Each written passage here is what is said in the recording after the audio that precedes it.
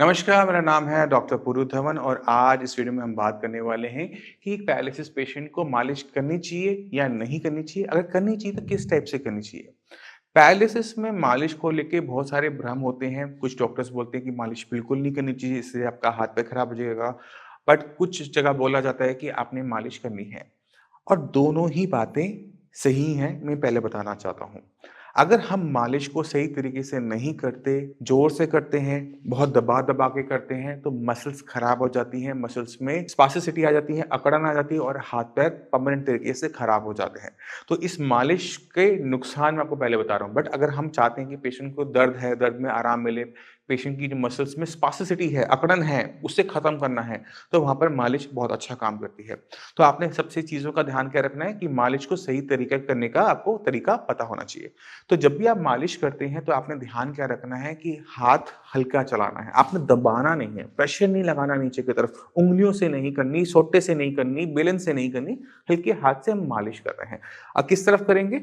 आप अपने बालों की तरफ देखो, हाथ में बाल होते हैं ना, पैर में भी बाल होते हैं, आपने उनकी रिवर्स डायरेक्शन में करनी है। आपका हाथ आपकी बॉडी के अंदर की तरफ आना चाहिए, आपके दिल की तरफ आना चाहिए।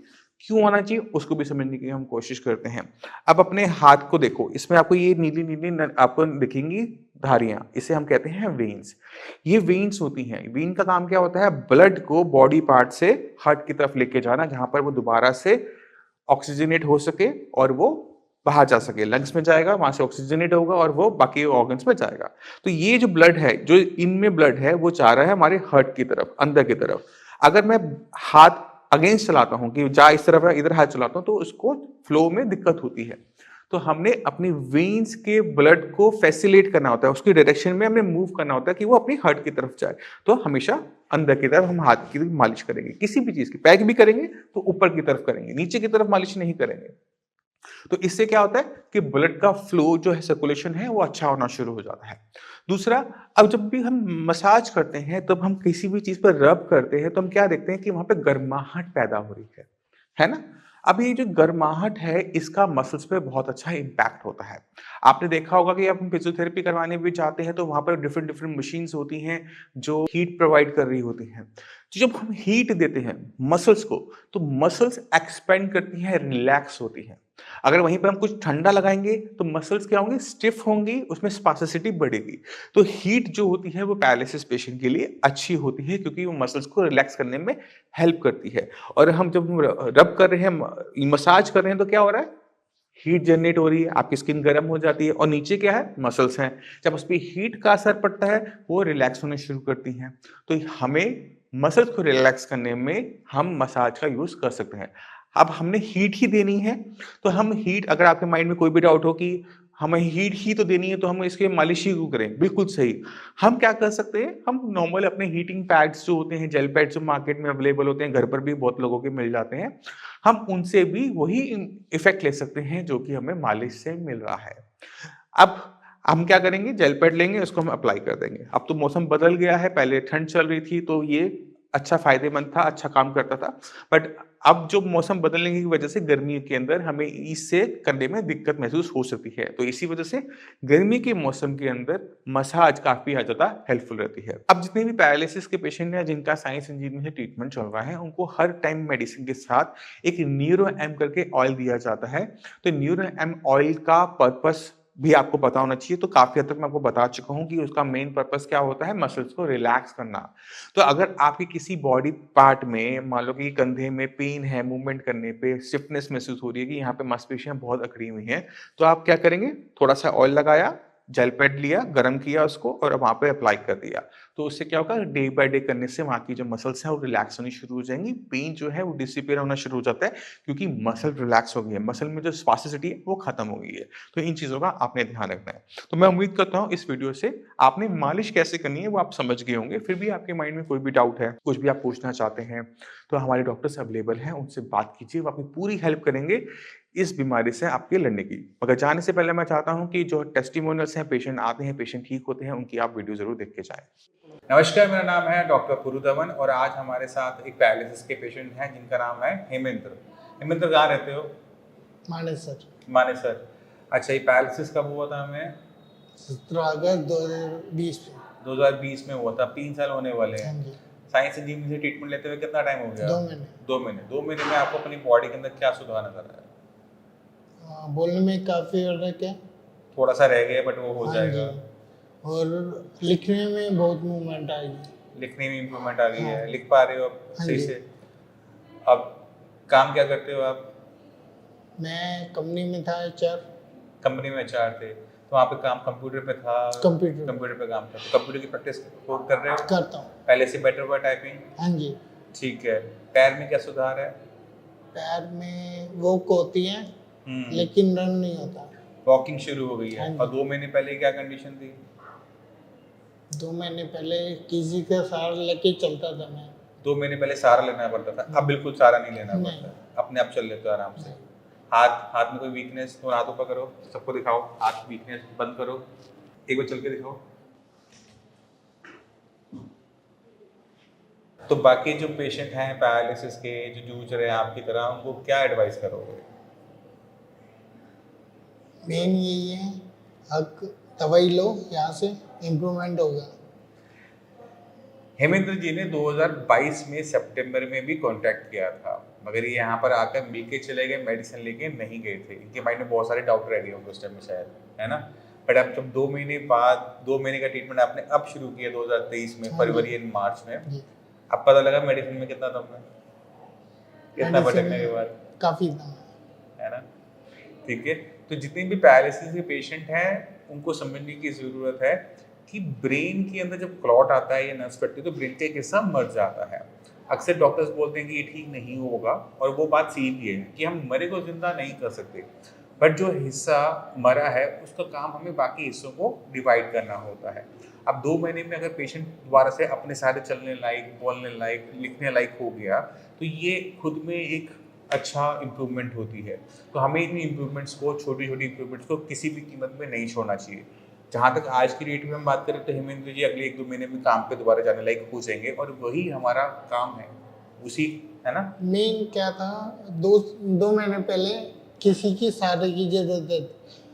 अब अकेला चलता हूँ, बस से आता हूँ, ठीक है, और इवन गाड़ी भी चलाता हूँ। गाड़ी भी चला रहे हो? हाँ जी। 2 व्हीलर 4 व्हीलर? 4 व्हीलर। 4 व्हीलर चला रहे हो? Automatic manual? मैनुअल। मैनुअल। थोड़ा ध्यान रखना हाँ हाँ, ब्रेकिंग का, कोई है ना? दिक्कत ये ना हो किसी को आप चोट पहुंचा दो। इवन पहले तो बैग ही करता था, अब तो 150-200 किलोमीटर चला लेता हूँ। बढ़िया, बहुत बढ़िया है। ऐसे अच्छा लगता है जब ऐसे पेशेंट आते हैं, इतनी अच्छी इम्प्रूवमेंट बताते हैं, तो खुद को लगता है कि हम कुछ अच्छा काम कर रहे हैं। और ये बहुत ज़रूरी होता है किसी भी डॉक्टर के लिए, क्योंकि अवार्ड ट्रॉफी डॉक्टर्स के लिए लेना बहुत आसान काम होता है, मगर जब अच्छे पेशेंट जब ठीक होता है ना, उससे बढ़िया ना खुशी होती है ना कोई अवार्ड होता है। पहले क्या था, 2 व्हीलर पे जब चलते थे ना तो कॉन्फिडेंस नहीं आता था। अब 2 व्हीलर थोड़ा चलाते हैं लेकिन चलाते हैं। चलाते हो? हाँ जी। गिरने का डर तो नहीं लगता उसमें? डर तो लगता है। हाथ में भी ऐसा तो नहीं ना कि ब्रेक लेट लगती हो? नहीं, वो दिक्कत नहीं आती। दिक्कत ये आती है आप टाइम पे ब्रेक लगेगी नहीं लगेगी। मैं वो इसलिए तो क्या पूछ रहा हूँ आपसे, क्योंकि हाथ में वाइब्रेशन है अभी। हाथ में वाइब्रेशन है। हाँ। बट अभी आप कोशिश करो कि आप खुले में चलाओ ग्राउंड में, क्योंकि किसी को और को नुकसान ना पहुंचे। अभी तो ग्राउंड में ही चलाता हूँ। ग्राउंड में चला रहे हो अभी? और गाड़ी भी ग्राउंड में चला रहे हो, सड़क पे चला रहे हो? सड़क पे चला रहे हो, हाईवे पे, मनेसर हाईवे, गुड़गांव मनेसर हाईवे। मनेसर मेहंदीगढ़। अच्छा, मनेसर से मेहंदीगढ़, ठीक है। चलो, हमारी पूरी और इवन इसमें डे भी नाइट भी, डे नाइट भी। चलो, ये तो अच्छी बात है, बहुत अच्छी। क्योंकि यहाँ से 6 बजे निकलते हैं और घर पहुँचते हैं 8-9 बजे। तो आप अभी तो काम कर नहीं रहे, आप कह रहे थे अभी? तो घर तो जाता हूँ। तो जॉब से जा रहे हो, काम कर रहे हो अभी? नहीं, हाँ। वाइफ कर रही है जॉब। तो उनको लाना ले जाने वाला काम कर रहे हो? हाँ, यही खेल बच गया। ठीक है, चलो, अच्छा ना, टाइम मिल गया, ठीक है। बट हाँ, खत्म होने वाला है, थोड़ी सी अपनी मेहनत करो। आप जितना हो सके रनिंग, अभी आपने थोड़े से लेदर शूज़ पहने हुए हैं, स्पोर्ट्स शूज़ डालो, और पार्क में, रोड पे, कहीं पर भी अपने रनिंग वाले पार्ट को टाइम दो। गाड़ी जब चलाओगे, 1.5 घंटा 2 घंटा गाड़ी चलाते हो, उसमें आपकी एक्सरसाइज बंद हो जाती है। हमें वो टाइम लगाना है अपने आप पर, ठीक है? तो अपना जो टाइम है उसको सही से यूटिलाइज करते हुए रनिंग पे, कि थोड़ा सा अभी हल्का सा झटका लगता है जब आप चलते हो, वो खत्म हो जाना चाहिए। मेन दिक्कत आती है कॉन्फिडेंस की। वो बैलेंस जब ढंग से बनेगा वो हो जाएगा। वो जो हल्का सा जो आपको लगता है ना चलते समय कि यू नो पैर लेफ्ट राइट जा रहा है, मैं उसी चीज की बात कर रहा इवन कल ये भी किया था, जैसे रोड क्रॉस करना होता है ना, हूँ। तो वो भी किया था वो मैंने। तो हो जाएगी, वो तो आराम से हो जाएगी। कैसे हो जाएगा? वो तो आप रनिंग रोड में नहीं होगा, रनिंग नहीं हो पाएगी। तो रनिंग में किया था मैंने। रनिंग में किया था, हाँ जी। जैसे शेर पीछे पड़ जाए तो जिसको भागना ना आता वो भागना शुरू कर देता है, हाँ। कल आपने वो वाला काम कर दिया। हाँ मत करना, ऐसे दौड़ लेना, ठीक है? ठीक है ना? ऐसे क्या होता है एक्सीडेंट में सामने वाले गाड़ी वाले को नहीं पता ना कि आपको दिक्कत है, वो तो अपनी स्पीड से आ रहा है, उसको लगेगा कि आप भागोगे। लेकिन आपके हाथ तो काम करते हैं, उसको रुकने के लिए बोलोगे रुक जाएगा वो। इतना इतना डॉक्टर कभी भी नहीं बोलेगा कि अपनी लाइफ को रिस्क हाँ, में डालो। डॉक्टर नहीं बोलेगा, सही बात है। आप बात को समझो, आप जो कर रहे हो अच्छी इम्प्रूवमेंट है, थोड़ा सा वेट कर लो, फिर सब कुछ करना ही करना है। आप दौड़ो, दौड़ने के लिए मना नहीं है, बट ग्राउंड में दौड़ो कि चोट लगने की संभावना ना हो। गाड़ी के सामने दौड़ने का कोई मतलब नहीं बनता है। नहीं, दौड़ने में एक दिक्कत आ रही है, जैसे ग्राउंड में दौड़ते हैं ना, तब ऐसा लगता है गिर जाएंगे अभी। अब कल जब सड़क पर दौड़े तब लगा, तब तो क्रॉस ही किया था। तब डर था वो डर तो था, गिरने का। गिरने का नहीं, मरने का। हाँ, तो वहाँ पे क्या हुआ कि जब आप चल रहे हो ना तो अपनी लेग पे फोकस कर रहे हो कि मैं कैसे चल रहा हूँ। जब आप गाड़ी के सामने दौड़े तब आपको ये नहीं था, आपको बस ये था कि आपको सड़क पार करनी है। तो दोनों चीज़ों में फर्क आ गया।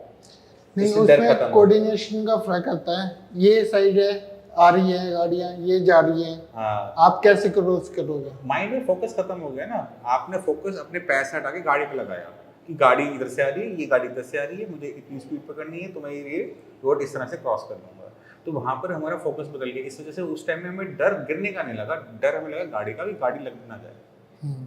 ठीक है, तो वही भैया कि आपको अपना ये अपने माइंड से अब निकालना पड़ेगा कि मैं गिर जाऊँगा। नहीं गिरोगे, गिरोगे तो कहाँ से गिरोगे? जितने खड़े हो उसी से गिरोगे ना, 3-4 फुट से, चोट नहीं आ सकती। ठीक। ठीक है ना? तो इस चीज़ का थोड़ा सा ध्यान रखो। बाकी अभी 2 महीने हुए हैं, उम्मीद करते हैं अगले 2 महीने के अंदर हम आपका ट्रीटमेंट भी बंद कर दें। ठीक है? ये जो इम्प्रूवमेंट आई है 2 महीने में, बस इसी के 2 महीने आगे और फीस में काम बन जाएगा हमारा।